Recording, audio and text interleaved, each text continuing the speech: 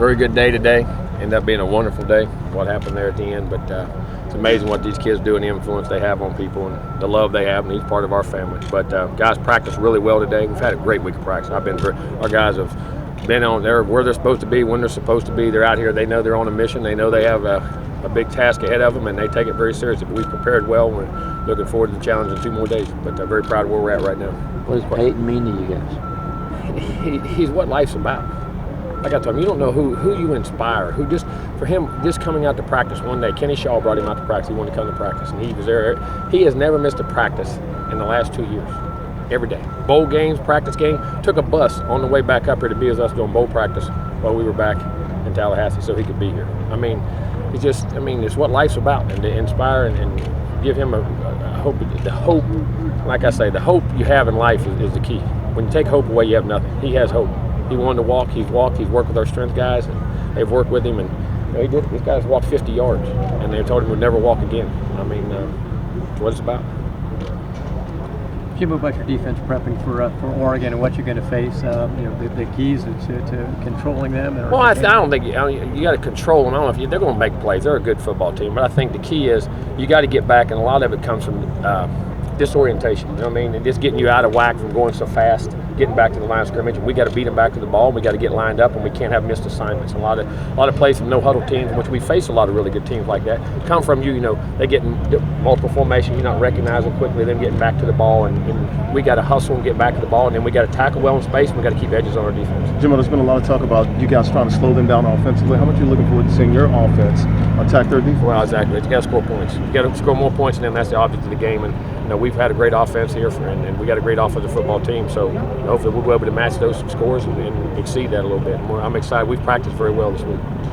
Jimbo, there's never really been a successful NFL coach who was at the top of his game who made the jump back down to college, and Harbaugh did that. Do you think, is that any indication of anything? No, I don't. I think each individual is different in this world, and I think that's what makes the world special, because you don't ever know what guys can do. Jim's a heck of a football coach when he was in college. He was a heck of a football coach when he was in pro ball. He'll probably be a heck of a football coach again at Michigan. He's in a great program where he played and grew up, and the guy gets it done. When you look at all the things college coaches are responsible for, recruiting, discipline, everything, should college coaches make as much, if not more, than NFL coaches? I mean, they handle more. There's a more year-round process and more guys to handle. Instead of 50, there's 125. Belichick doesn't have to recruit his roster. Exactly right. But that's a good thing and a bad thing. I like recruiting my own guys. They get 1 first-round draft pick. We can recruit a couple.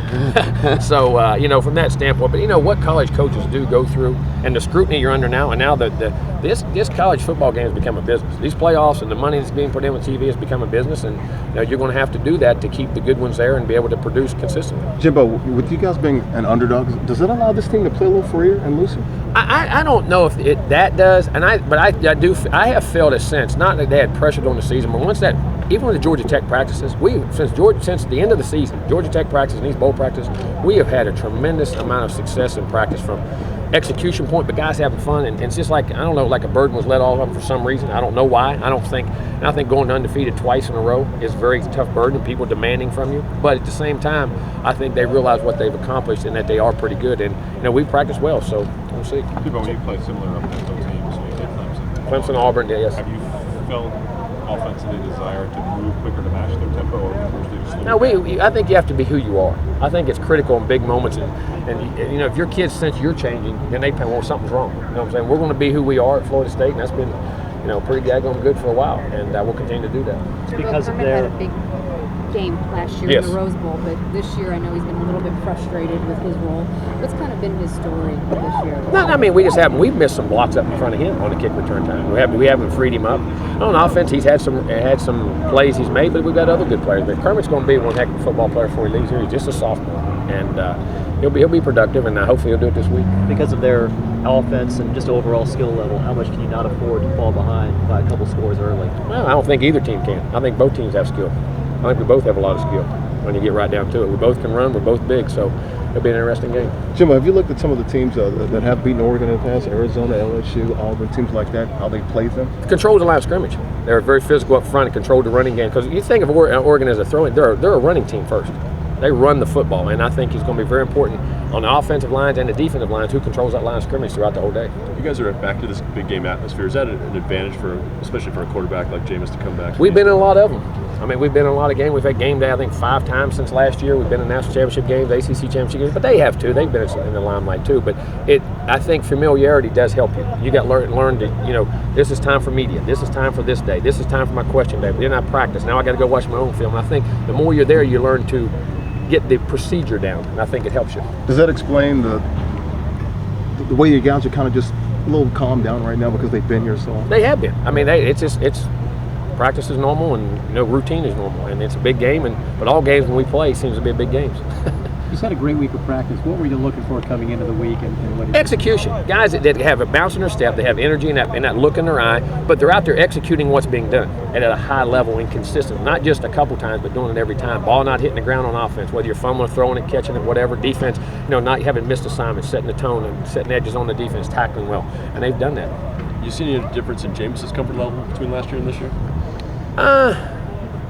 Maybe so. I mean, a little, but not drastic though. Jameis, last year when he came out, he felt very comfortable. Jimbo, most follow-up question. Most programs that have won 29 in a row would be a huge favorite, and you guys aren't. That's got to help you. I mean, it doesn't hurt you. I mean, it can't be your sole reason to play. If that's our sole reason to play, our program's not built on the right things. But at the same time, you're always. This game is about every time you have to play. Like I tell them, every practice, you got to gain my respect, and I got to gain yours. So what we do daily, every game, you got to gain somebody's respect. So it's about going out and getting respect for how you play, and I think it just another thing that can motivate you and push you. You also said earlier that you guys always play like an underdog or try to. What does that mean? I don't know if did I say that? I don't remember saying that. We don't ever think we're going to lose. I promise you that. I ain't never walked on the field and thought we were going to lose. So from that standpoint, our guys just play hard, but they believe in themselves. What I might have meant to say, or maybe we got misinterpreted, was that when we do get down or we do get behind, we just look at each other and say, wait a minute, we don't belong here. Let's do what we have to do and keep our poise and go play.